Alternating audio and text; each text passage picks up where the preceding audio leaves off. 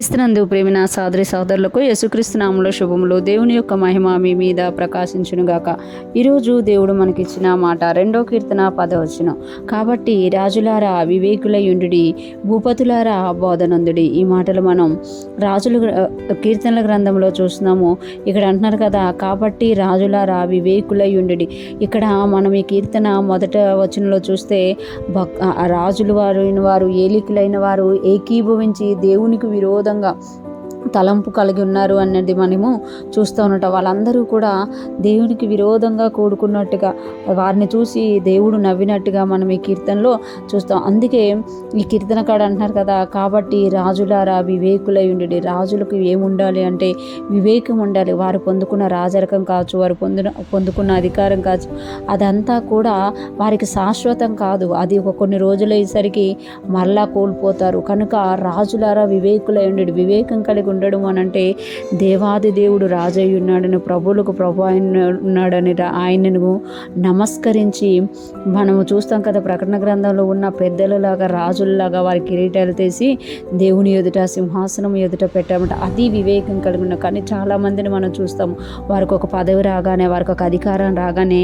వారిలో గర్వం అనేది రావడం చూస్తాము. అది వారి పతనానికి తీసుకెళ్తున్నట్టుగా చూస్తాం. అందుకే ఇక్కడ అంటున్నారు కదా, కాబట్టి రాజులారా వివేకులై యుండుడి, భూపతులారా బోధనొందుడి. భూపతులారా అంటే భూమిని పరిపాలించే వారులారా, భూమిని ఏలుతున్న వారులారా మీరు బోధనొందండి.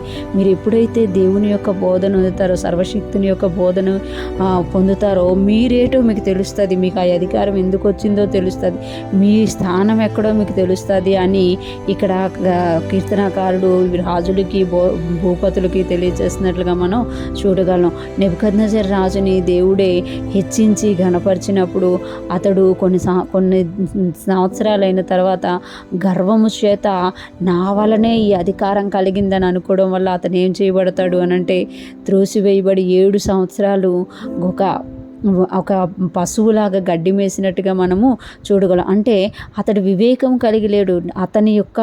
అతడికి దేవుడు ఇచ్చిన రాజ్యాధికారాన్ని బట్టి అతడు గర్వం చూపించాడు అనమాట. అందుకే అతడు మరలా పశ్చాత్తాపడి దేవుని వైపు చూసేవారికి ఒక పశువులాగా మారినట్టు మనము చూస్తాము. ఎవరైతే అధికారం పొందుకుంటారో, ఎవరైతే దేవుని కృప వలన హెచ్చింపబడతారో వారు దేవుణ్ణి మహిమపరచకపోతే, దేవుణ్ణి చూడకపోతే దేవుడు అనమాట వారిని తొలగిస్తారు అని మనకి తెలియజేస్తున్నారు. అందుకే కాబట్టి రాజులారా వివేకులయుండుడి, భూపతులారా బోధనొందుడి. రాజులు భూపతులే దేవుని యొక్క వివేకమును బోధను పొందుకోవాలంటే మనమెంత ఘనం పొందుకోవాలి.